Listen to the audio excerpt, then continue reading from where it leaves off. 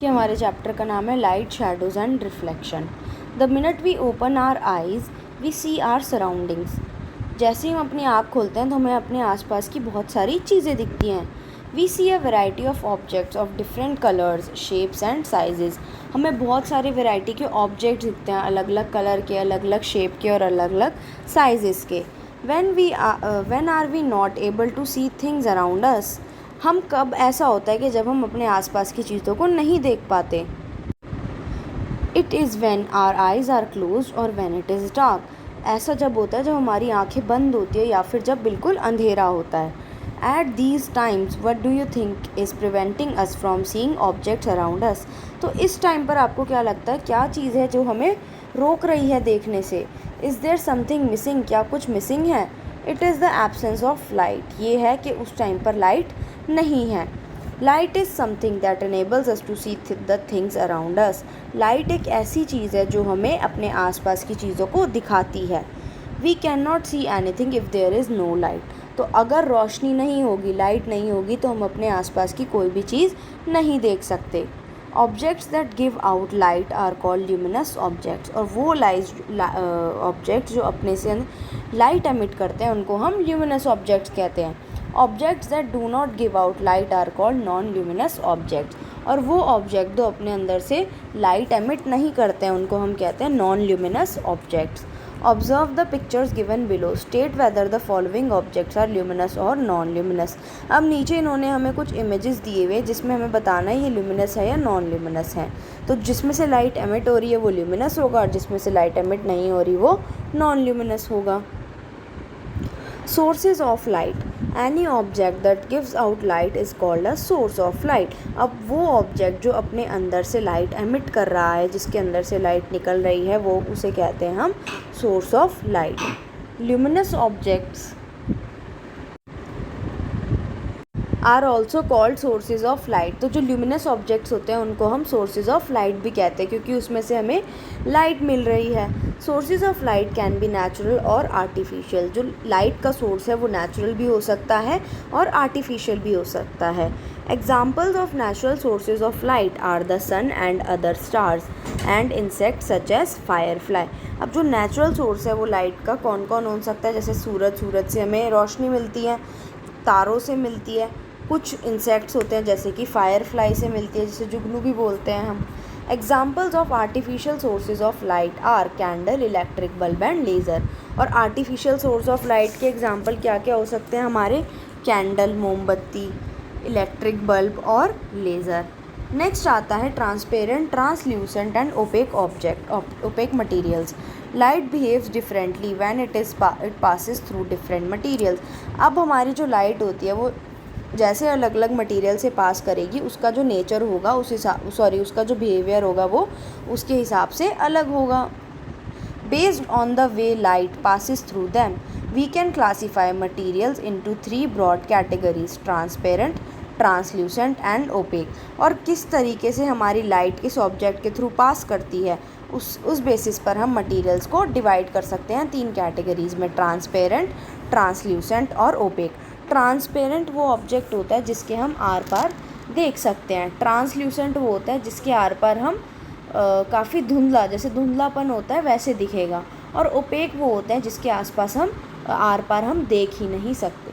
तो let us study about them in more detail. अब हम उनके बारे में पढ़ते हैं।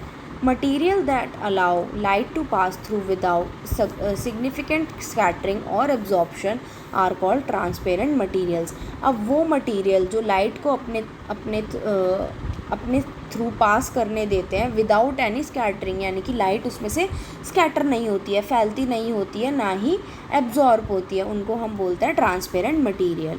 We will be able to see through these materials very clearly. और इनके आर पार हम बहुत आराम से देख सकते हैं। जैसे कि फॉर एग्ज़ाम्पल अगर आप एक ग्लास को देखो तो ग्लास के आसपास आप देख सकते हो जो विंडो में हमारे ग्लास लगा होता है।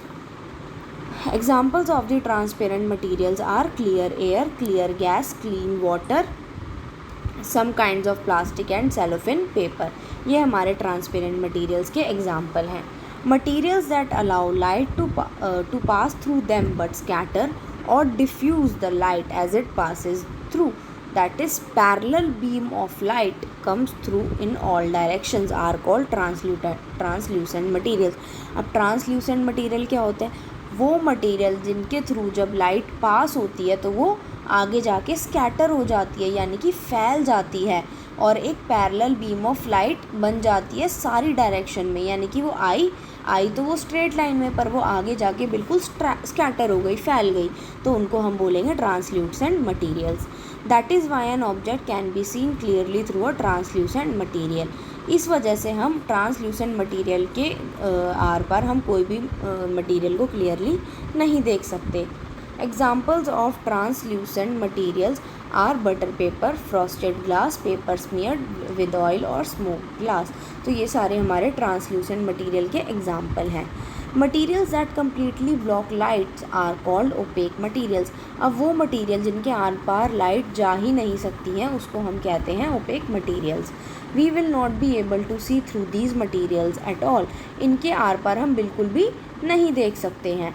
Examples of opaque materials are, अब एग्जाम्पल्स क्या क्या हैं? Metal, mud, cement, coal and wood. A mirror is a very good example of an opaque material. अब जो मिरर है वो ओपेक मटीरियल का बहुत अच्छा एग्जाम्पल है. An ideal mirror does not let any light pass through it. अब एक जो हमारा परफेक्ट मिरर होगा उसके आसपास लाइट कभी भी पास नहीं कर पाएगी. अब देखो यहाँ इन्होंने हमें स्कैटर वर्ड का मीनिंग दिया हुआ है. When a beam of light is incident on a material and the rays get deflected in many direction. अब क्या होगा कि जो एक बीम है वो बिल्कुल स्ट्रेट आएगी और जैसे ही वो इस मटेरियल को हिट करेगी वो डिफ्लेक्ट हो जाएगी, यानी कि अपने पाथ को चेंज कर लेगी अलग अलग डायरेक्शंस में. नेक्स्ट आता है हमारा propagation of light. Usually light travels in a straight line. अब ज़्यादातर क्या होता है जो लाइट है वो हमारी स्ट्रेट लाइन में ही ट्रैवल करती है. देखो नीचे इन्होंने हमें एग्जांपल दी, एक फिगर दी हुई है जिसके अंदर देखो अ रे ऑफ लाइट है. तो यूजुअली क्या होता है ये बिल्कुल स्ट्रेट ही ट्रैवल करती है.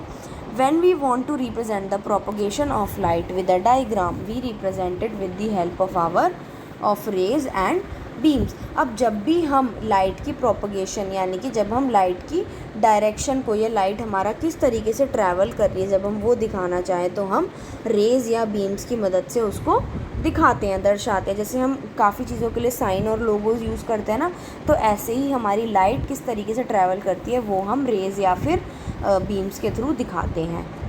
रे. A ray is a line with an arrow that shows the direction of the propagation of light and such a diagram is called a ray diagram. अब रे क्या होता है? रे हमारी एक वो लाइन होती है जिसके आगे टिप पर एकदम एरो बना होता है. तो जो एरो होता है वो हमें बेसिकली डायरेक्शन बताता है कि जो हमारी लाइट है वो किधर की तरफ जा रही है, किधर की तरफ ट्रैवल कर रही है. तो उस डायग्राम को हम क्या बोलेंगे? Ray diagram. Beam. A group of light rays moving in an organised manner is called a beam of light. Beam होता है जब हमारी एक लाइट रेज का ग्रुप हो, यानी कि बहुत सारी लाइट रेज हो जो हमारी एक पर्टिकुलर मैनर में या एक पर्टिकुलर डायरेक्शन में ट्रैवल कर रही है, उसे हम कहते हैं beam of light. The property of light of traveling in straight lines explain many interesting phenomena related to light, such as the formation of shadows by opaque objects and the formation of the image in a pinhole camera. अब क्या कह रहे हैं कि जो हमारी light की straight line में ट्रैवल करने की प्रॉपर्टी है उससे हम बहुत सारी चीज़ों को देख सकते हैं. जैसे कि इन्होंने बताया है कि हम शैडोज़ देख सकते हैं जो ओपेक ऑब्जेक्ट से बनती हैं, ठीक है, और फॉर्मेशन ऑफ इमेज देख सकते हैं पिन होल कैमरा से. अब देखो इन्होंने यहाँ जो इमेज दी हुई है इसमें रे ऑफ लाइट भी बता रखा है, बीम ऑफ पैरेलल रेज भी बना रखा है, और अ beam of rays coming from a point source of the light, जो एक पर्टिकुलर पॉइंट से बहुत सारी रेज निकल रही हैं. नेक्स्ट आता है shadows. N opaque object blocks the light falling on it. एक ओपेक ऑब्जेक्ट जो होता है वो अपने ऊपर, जो उसके ऊपर लाइट फॉल कर रही होती है वो उसको ब्लॉक कर देता है, यानी कि उसके आर पार कोई भी लाइट नहीं जा सकती है. This creates an area of darkness on the side of the object away from the source of the light. तो इससे क्या होगा, एक डार्कनेस वाला एरिया क्रिएट हो जाएगा जहाँ से हमारी सोर्स ऑफ लाइट से थोड़ा सा दूर होगा. A translucent object also creates a faint area of darkness. और जो एक ट्रांसल्यूसेंट ऑब्जेक्ट होगा वो भी हमारा एक हल्का हल्का फेंट एरिया डार्कनेस का दिखाएगा, क्योंकि ट्रांसल्यूसेंट ऑब्जेक्ट के थ्रू भी हम क्लियरली नहीं देख सकते ना, उसमें भी हमें काफ़ी धुंधला दिखाई देगा. An area of darkness formed by an opaque object obstructing light is called a shadow। और वो एरिया और जो वो डार्कनेस का एरिया होगा जो ओपेक ऑब्जेक्ट से बना होगा लाइट को ऑब्स्ट्रैक्ट करके, उसको हम बोलते हैं shadow.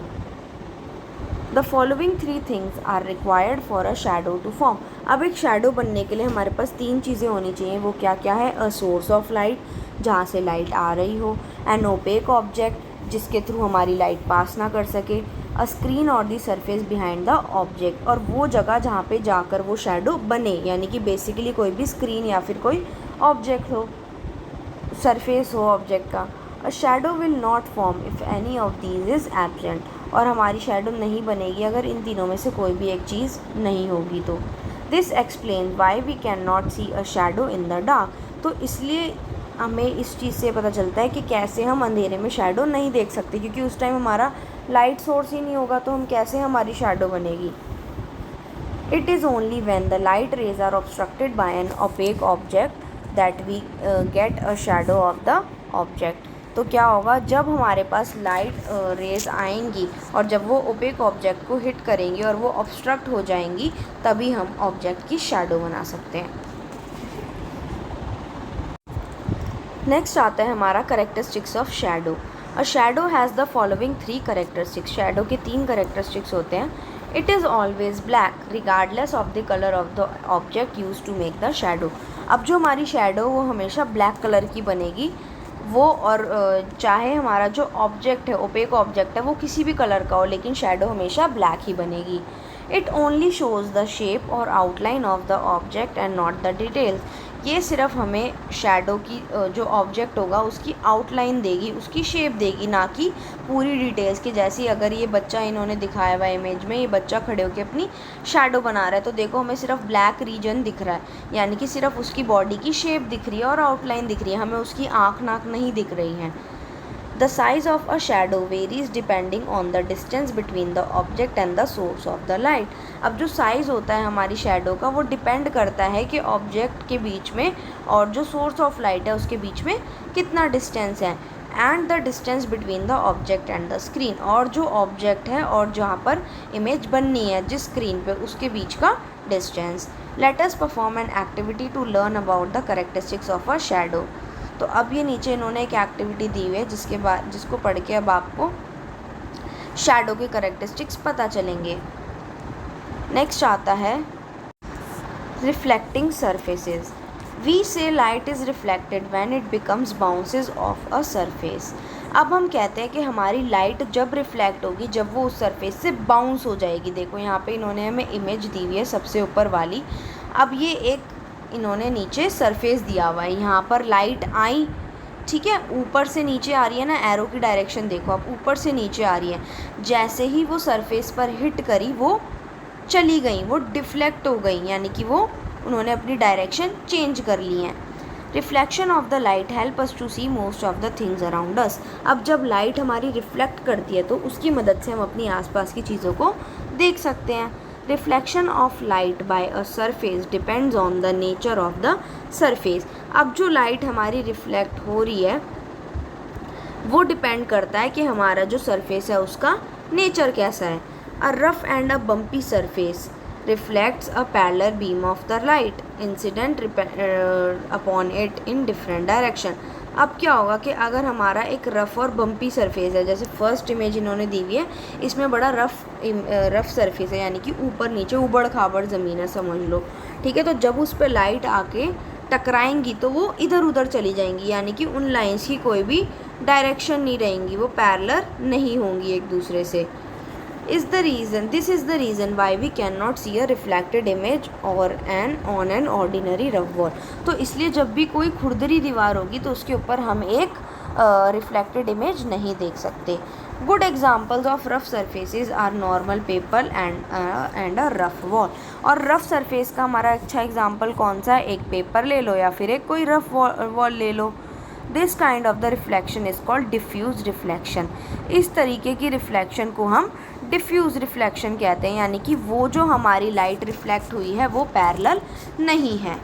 A smooth surface reflects a parallel beam of light incident upon it in one direction. अब जो स्मूथ सरफेस होगा उससे जब हमारी लाइट रिफ्लेक्ट होगी वो एक ही डायरेक्शन में जाएगी। देखो नीचे आप इमेज देखो, इंसिडेंट रेज हमारी आ रही हैं, वो स्मूथ सरफेस पर टकराई और उसके बाद वो सेम डायरेक्शन में सारी चली गई, यानी कि ये पैरेलल होंगी एक दूसरे के। This kind of reflection is called regular reflection. इस रिफ्लेक्शन को हम रेगुलर रिफ्लेक्शन कहते हैं। When you stand in front of a mirror, you can see yourself in the mirror. This is called your image. जब आप खुद mirror के आगे खड़े होते हो तो अब आप अपनी फ़ोटो मिरर में देखते हो, इसको आप क्या बोलोगे? इमेज बोलोगे। हम कहते हैं ना कि हमारी इमेज बन रही है मिरर में। A very interesting phenomena occurs when an object forms an image by reflection. और अब एक बहुत अच्छी चीज़ होती है कि जब एक इमेज बनती है रिफ्लेक्शन के through. This is something all of must have noticed while seeing ourselves in the mirror. तो ये हम सब ने ज़रूरी नोटिस करा होगा जब हम अपने आप को शीशे में देखते हैं। When we lift our right hand, the image in the mirror appears to lift its left hand. अब जब हम मिरर में खुद को देखते हैं तो ऑब्वियसली हमें पता है कि हम हमेशा अपनी ऑपोजिट साइड देख रहे हैं, तो जब हम अपना राइट हैंड उठाते हैं तो मिरर में वो लेफ़्ट हैंड लगता है। This seeming left right reversal is called the lateral inversion. इसको हम लेटरल इन्वर्जन कहते हैं, यानी कि राइट का लेफ़्ट दिखता है और लेफ़्ट का राइट दिखता है। नेक्स्ट आता है an image is different from a shadow. अब जो हमारी इमेज बनती है वो शैडो से अलग होती है। Some of the differences between an image and a shadow are given in table. अब हमें कुछ डिफरेंसेस इन्होंने नीचे टेबल में दे रखे हैं, देखते हैं क्या है। Image, he has the colour of the object. Image जो है उसका जो हमारी इमेज बनेगी उसका जो कलर होगा वो बिल्कुल ऑब्जेक्ट के जैसा सेम होगा। Gives the details as well as the outline of the object. जो ऑब्जेक्ट है उसकी पूरी डिटेल भी मिलेगी, वो कैसा है, उसका कलर कैसा है और उसकी आउटलाइन भी होगी। Undergoes lateral inversion. Lateral inversion होती है यानी कि लेफ़्ट राइट दिखता है। Shadow is always black regardless of the colour of the object. जो शैडो है वो हमारी हमेशा ही ब्लैक होगी चाहे हमारे ऑब्जेक्ट का कोई भी कलर हो। Gives only the outline of the object. ये सिर्फ हमें ऑब्जेक्ट की आउटलाइन देगी।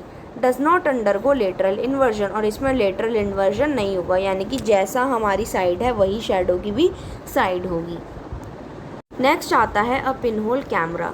A pinhole camera is just a box with a very tiny hole on one of its side. Pinhole camera हमारा एक बॉक्स वाला कैमरा होता है जिसके एक कोने में छोटा सा छेद होता है। Light falls on the hole and an inverted image is formed on the opposite side of the hole. अब क्या होगा कि जब उस होल पे लाइट फॉल करेगी तो एक इन्वर्टेड इमेज यानी कि उल्टी इमेज फॉर्म होगी दूसरे साइड के होल पर। The size of the image depends on the distance between the object and the pinhole. हमने पढ़ा था ना कि जो हमारी इमेज का साइज़ होता है वो हमारा सोर्स ऑफ लाइट और ऑब्जेक्ट के ऊपर डिपेंड करता है। तो यहाँ पर भी जो हमारी इमेज बनेगी वो हमारी डिस्टेंस जो है ऑब्जेक्ट के बीच में और पिन होल के बीच में उस पर डिपेंड करेगा। If the distance is increase the size of the image decreases. अब क्या होगा, जितनी ज़्यादा हम दूर जाते जाएंगे उतनी ज़्यादा हमारी इमेज छोटी बनती जाएगी। If the distance is decrease the size of the image increases. और अगर जो हमारा डिस्टेंस है वो कम हो जाएगा तो जो साइज़ ऑफ इमेज है वो हमारा बढ़ता जाएगा, यानी कि जितना पास आएंगे उतनी बड़ी इमेज बनेगी और जितना दूर जाएंगे उतनी छोटी इमेज बनेगी। The human I acts very much like a pin hole camera. हमारी जो ह्यूमन आई है वो बिल्कुल पिन होल कैमरे की तरह करती है। ऐसे नहीं होता जब हम कोई, अब सपोज़ मैं खड़ी हूँ, मैं माउंटेन रीजन में गई हूँ तो मैं दूर से देखूँगी तो मुझे माउंटेन छोटे छोटे लगेंगे और जैसे ही मैं पास जाती रहूँगी तो मुझे दिखेगा कि ये माउंटेन तो बहुत बड़ा है। तो हमारी आई भी पिन होल कैमरे की तरह वर्क करती है।